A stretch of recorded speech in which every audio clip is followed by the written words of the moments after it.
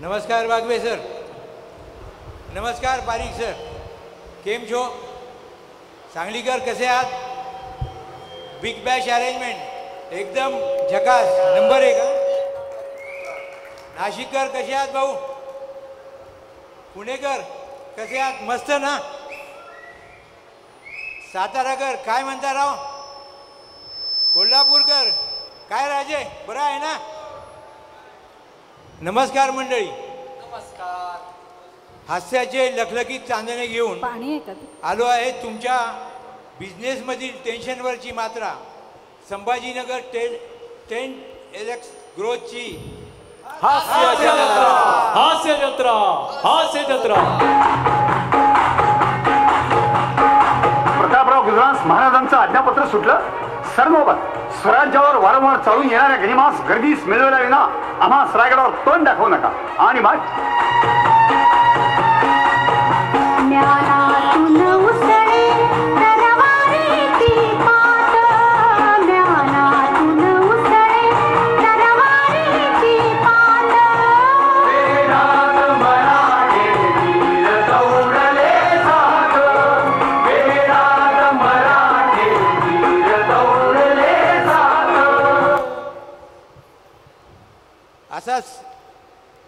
असाच काहीचा आदेश आपल्याला बागवे सरांनी दिला होता 10x मेंबरशिप ग्रोथचा. मग आम्ही संभाजीनगरवासी लागलो की कामाला त्यांचा आदेश शिरसावंदे मानून.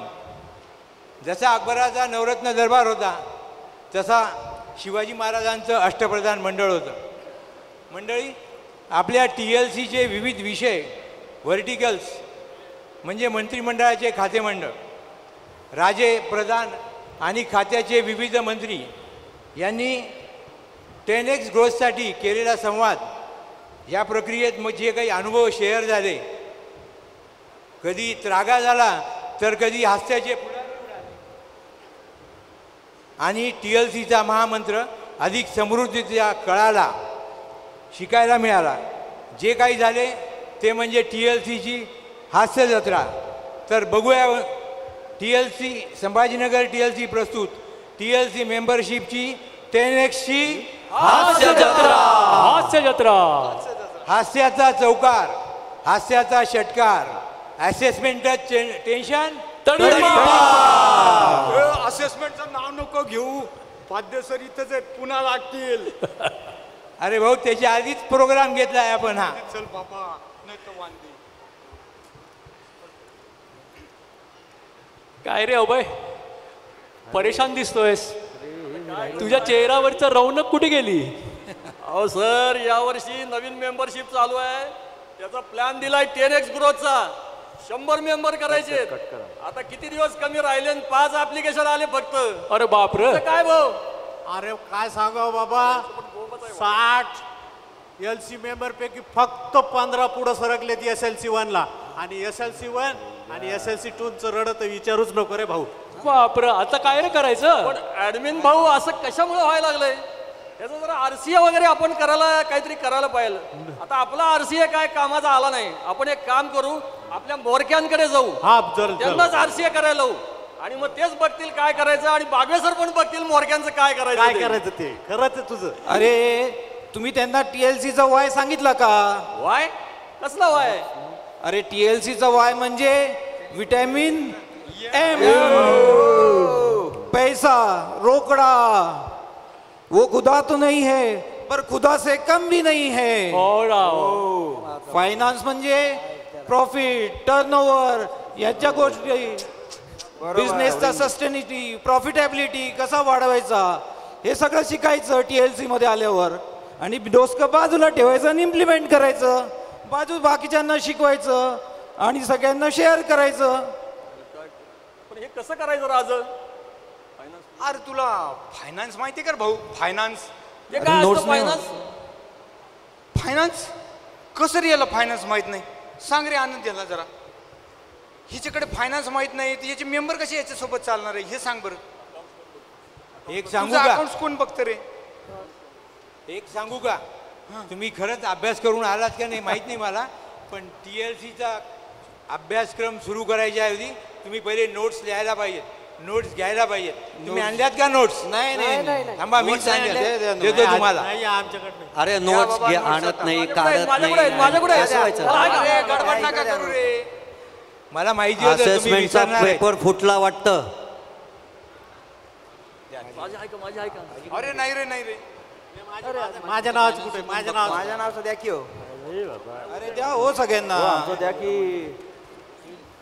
नोट्स लिहा सगळेजण. अरे झालं का?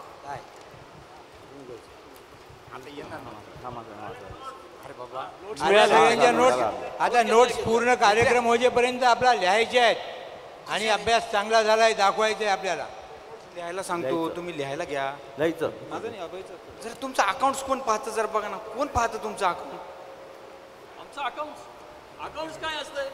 आमच्याकडे दर आठवड्याला एक टॅलीवाला येतोय. काय एंट्री इकडं मारतोय, काय एंट्री तिकडं मारतोय आणि काय तर सांगतोय चलन एवढं भरायचं, संपलं. बाकी काय असतं अकाउंटचं ते? अरे पण कुठलं बिल कुठं मारतो ते माहिती आहे का?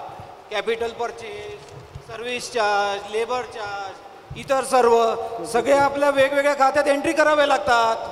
असलं काय आपल्याला माहित नाही. आपला हिशोब क्लिअर आहे. येईल तेवढं जमा, जाईल तेवढा खर्च, राहील तेवढं चलन आणि आपलं बघा. काय करते? असं कसं रे? तुझी बॅलन्स शीट पाहिली का कधी? बॅलन्स शीट शीट बॅलन्स आहे सर, आपली शीट बॅलन्स आहे. अरे सीट नाही रे बाबा. अरे बाबा, शीट बॅलन्स नाही, बॅलन्स शीट. बॅलन्स शीट सांग रे त्याला, धंद्याची बॅलन्स शीट काय ते? अगं म्हणूनच तुझ्यासोबत TLCचे लोक येत नाही पा. अरे येडा का कुळा, तू बिझनेस कशासाठी करतोस? तुला तुझी बॅलन्स शीट म्हणजे प्रॉफिट किती झाला, काय झाला, कसा झाला आणि तो पुढे वर्षी कसा वाढवायचा, काय करावे लागेल, बँकेचा इंटरेस्टचा खर्च कमी कसा करायचा, ही सगळी माहिती झाली पाहिजे ना. राज हे सांगायला ते पटायला बघा आता, पण ते कसं करायचं कसं हो राज? आता कसं आहे, तू आहे ना TLCचे जे धडे दिले ना फायनान्सचे, ते व्यवस्थित अभ्यास कर, इम्प्लिमेंट करायचे. चालतंय. इम्प्लिमेंट करून तुझ्या टीमला सोबत घे. मग तुझ्या मित्रांना पण सांग. बर, मग बघ कशी मेंबरशिपची ग्रोथ होती तुझ्या. चालतंय की? नक्की मित्रांना सांग. चालतंय. पहा अशी जोरात. चालतंय ना वा? ए महाराजा, आता हे सगळं तर क्लिअर झालं, पण ते आम्ही नाशिकला सेशनला जातो ना, तेव्हा बागवे सर आम्हाला सांगतात 10x ग्रोथ करा. एवढ्या वर्षात आतापर्यंत कुठं 5 करोड पर्यंत पोहोचलो, आता 50 कसं जायचं? काय डोसकं चालत नाही बघा. त्याचं जरा सांगा, म्हणजे एकदम बरोबर झालं बघा. अरे एकदम शक्य आहे ते. फायनान्सवर लक्ष दे. बॅलन्स शीटमध्ये डेबिट, प्रॉफिट, इन्व्हेंटरी काय असतंय ते शिकून घ्या. आणि ते आपले शशी सर आहेत ना, ते बऱ्याच वेळ बोलते रोटा ते काय असते ते पण शिकून घे. सगळ्यांना बी शिकव, शेअरिंग कर. मुक्तार नोरपा कसं वर जातोय मग. चालतंय करतोय. भावा करायचं का नाही? अरे बरं मला सांग, बिझनेस कोणी सुरू केला आणि कशापायी सुरू केला रे? मीच सुरू केला. हे खूळ माझ्या डोक्यातलं. मालक व्हायचं लई इच्छा ना, आणि मग घेतली सगळी जबाबदारी अंगावर. मग ती चालवायची जबाबदारी कुणाची? माझीच ना. मग कानी चालवत? हे काय का आता तू धंदा चालू केला, हो तू जबाबदारी घेतली, हो हे सगळं कबूल आहे तुला. बरोबर. मग आपण दर 3 महिन्याला नाशिकला जातो. हो बागवे सर लिडरशिपचं सेशन घेतात. येतात ना. हां, त्या लिडरशिपमध्ये जे काही शिकवलं जातं हो ते नीट लक्षात ठेवायचं, बर, इम्प्लिमेंट करायचं. ठीक आहे. ठीक आहे. हो आणि ते इम्प्लिमेंट केल्यानंतर जे काही आपल्याला करायचं आहे ते आपल्या लोकांनाही शिकवायचं. जरूर. ठीक. अरे HR ऐकलं का रे? HR इंद्रजित, HR ऐकलं? HR म्हणजे आवर, घंटा, घड्याळाचा. नाही रे बा, मग? HR अरे. म्हणजे काय सांग. अरे येडं की काय? हेच तुम्हाला उमगलं नाही तर मेंबर पळणार नाही तर काय होणार? अरे HR म्हणजे मानवी ताकद, टीम स्पिरिट, जे भले भले कार्य करण्यासाठी उत्कृष्ट रिक्वेस्टमेंट असते. जसं शिवाजी महाराजांचं मावळं हिंदवी स्वराज्यासाठी राजाच्या शब्दाखातर जीव ओवायला तयार होतं ना, तसं म्हणूनच ते हिंदवी स्वराज्य उभं राहिलं. पण ते आपल्याला कसं जमायचं भाऊ? अरे सोपं आहे. TLC मधील सर्व HRचे धडे गिरवायचे. गिरवायचे Q12चा सर्वे सर्वांनी करायचा. करायचं. कंपनीत चांगलं टॅलेंट अट्रॅक्ट करायचं म्हणजे हुशार लोक घ्यायचे आणि आपल्यापेक्षा बी भारी घ्यायचे. KPA KRI ठरवायचे. हायजीनचा स्कोअर 100 पर्यंत न्यायचा. म्हणजे बघा काम कसं फत्ते होतं. आपल्या फॅक्टरीत बी करायचं आणि तुझ्या मेंबर्सच्या फॅक्टरीत बी करायचं. मग बघ मेंबर्स कसे तुझ्या पाठीमाग पळत पळत येतात. बरं आता सांग मला तुझ्या बिझनेसची स्ट्रॅटेजी काय आहे रे? ते काय असते भाऊ? स्ट्रॅटेजी म्हणजे काय विसरला? अरे ह्याला कोणीतरी सांगा रे. अरे म्हणजे तू बिझनेस तुझा कसा वाढवतो, त्यासाठी काय प्रयत्न करतो, काय प्लॅनिंग करतो? हे होय लय सोपं आहे. संध्याकाळी आपल्या कस्टमरला घेऊन बसायचं. तो आपल्याला सांगतोय 15 मशीन लावा, 15 मशीन घ्यायच्या लावायच्या आणि फिरायचं त्याच्या मागे ऑर्डर दे म्हणत. काय आहे त्याच्यात? त्यामुळेच तुझा धंदा बसतोय. आणि हेच तू तुझ्या TLC मेंबर्सला शिकवलं तर ते पळून नाही गेले तर नवलच तुझं. काय जाते? आता ध्यान दे, ऐक. स्ट्रॅटर्जी म्हणजे काय? Making of best available choices for growth of business as per our strength and weaknesses. Strategy म्हणजे मिशन टू विजन मधील उत्कर्षाने केलेला प्रवास, तुझ्या व्यवसायाची वाढ. ते कसं करायचं?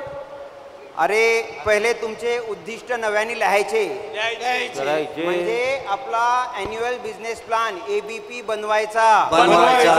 ते यशस्वी करण्यासाठी गोवा करायचं. गोवा म्हणजे ते गोवा नाही, मग गोल्स, ऑब्जेक्टिव्ह आणि ऍक्शन. हे तुम्ही लिहून नाही घेत ना म्हणून हे प्रॉब्लेम येतात. नोट्स काढा, ते वाचा, इम्प्लिमेंट करा.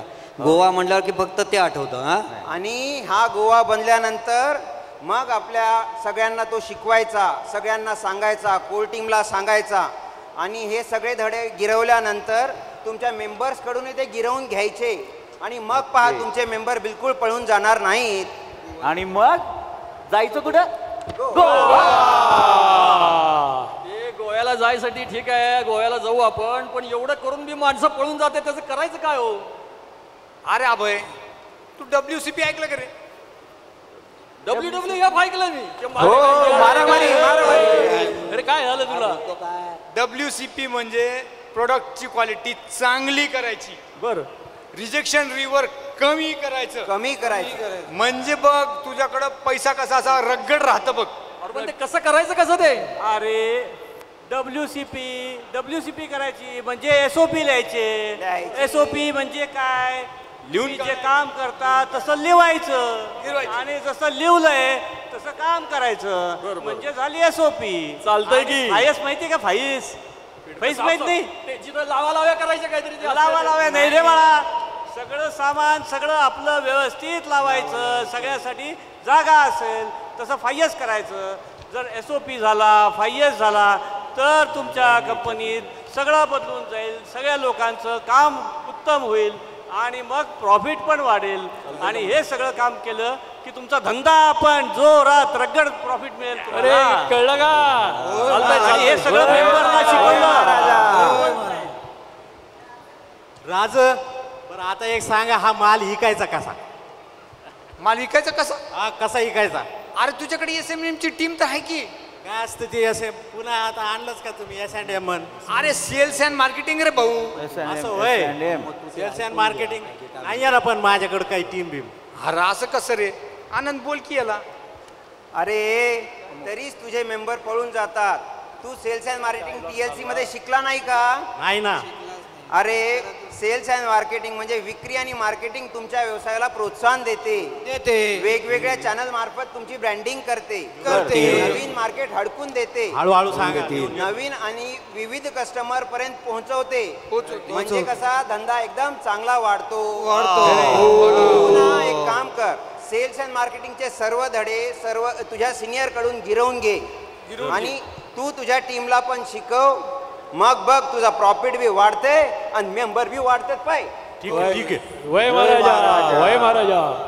बरं राज, एक सांगा, आजकाल गिऱ्हाईक उठतंय आणि म्हणतंय मालाचे भाव कमी करा, मालाचे भाव कमी करा. आता तुम्हीच सांगा, लाईट बिल वाढतंय, कच्च्या मालाचा भाव वाढतंय, कामगार पगार वाढवून मागतंय, सगळं ट्रान्सपोर्टचा खर्च वाढतंय. बरोबर. मग आपल्या भावाचा माल कसा कमी करायचा? अरे भाऊ, त्याकरता तर आपल्याला DSI करावं लागतात. बावगे सरांनी आपल्याला DSI कशाला करायचे, त्यांनी काय होतं, कोण करतं, हे सगळं समजून सांगितलं बघ एकदा. अरे राज, त्या DSIचं नाव नको, लय खराब हातोड आहे ते. नाशिक, नगर, कोल्हापूर, सांगली, सातारा, छत्रपती संभाजीनगर, कित्येक लोकांना चिरडलं त्या हातोड्यानं. लय दुखते ओ, सगळे मेंबर बाहेर गेले, अजून मी दुखतंय. अरे तोच तर आहे, DSI हा जर तुम्ही केला तर खूप मोठा फरक पडतो. आणि तेच तर त्या DSIची गंमत आहे. DSI म्हणजे खरा प्रॉडक्ट करून, आणि ते लई सोपं आहे बे, एवढं नाही अवघड, लई सोपं आहे. जस्ट काय करायचं, सगळ्यांना सांगायचं की बघायचं, छोट्या छोट्या सुधारणा करायला सांगायच्या. छोट्या छोट्या सुधारणा झाल्या की आपलं मटेरियल कॉस्ट कमी होतंय, लेबर कॉस्ट कमी होतंय, आपला प्रॉडक्ट स्वस्तात होतो आणि मग आपल्याला फायदाच फायदा मिळतो. आणि जर कंपनीतल्या सगळ्यांना DSI करायला लावलं तर बघा तुमचा प्रॉफिट कसा पळतोय, दना पळतोय. आणि मग तुमचा 10x ग्रोथ जोरात व्हायलाच पाहिजे. राजे आता एकदम लास्ट, TLCची 10x मेंबरशिप कळली, पण याच्या सिनियर ज्युनियरचं लय भ्याव वाटतंय. त्याच्यामुळं नवीन लोक येईनात आणि जुने राहीनात. काय करू? TLCचे इम्प्लिमेंट करा, शेअरिंग करा, टीचिंग करा, रिपल मीटिंग्स मध्ये जेवण अरेंज करा, सोबत क्रिकेट खेळायला जा, सोबत ट्रेकिंगला जा, मेंबर्सला घेऊन त्यांच्या फॅमिली मेंबर्सला इन्व्हॉल्व करा. हे सगळं स्पिरिटनी जर केलं तर 10x मेंबरशिप पार होणारच. अरे ते स्पिरिट नाही बाबा, ते स्पिरिट नाही. स्पिरिट म्हणजे सगळ्यांचा उत्साह. काय बोलाव बघा. हुश, बापरे, RCA तर झाला, ॲक्शन ठरल्या, सिनियर आणि ज्युनियर हँड होल्डिंग कसं करायचं याचं ज्ञानही मिळालं. पण हे सगळं सुरळीत होईल का हो? लई टेन्शन येऊन राहिलंय बघा. लय वैताग आला. कसं करायचं रे बाबा, कसं करायचं? होणार तो करेल. मग 2 आठवड्यानंतर बागवे सरांची संभाजीनगरला व्हिजिट झाली आणि चमत्कार झाला की TLCचा महामंत्र अधिक समृद्धतेने शिकायला मिळाला, कळाला. वाट लागलेल्या मेंबर्सला वाट सापडली. परिणाम तुम्हीच ऐका संभाजीनगरच्या TLC ॲडमिनकडून. आज ते काय म्हणतात ते मेंबरशिप ग्रोथ बाबत.